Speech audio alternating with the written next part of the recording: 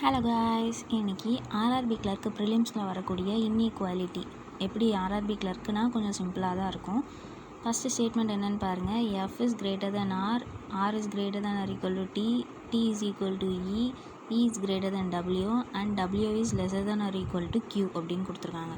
இப்போ நமக்கு first conclusion என்ன அப்படின்னா இ இஸ் லெஸர் தென் எஃப்னு கொடுத்துருக்காங்க. ஃபஸ்ட்டு எஃப் எங்கே இருக்குதுன்னு பார்த்துக்கணும். இங்கே இருக்குது, எஃப் இந்த இருக்குது.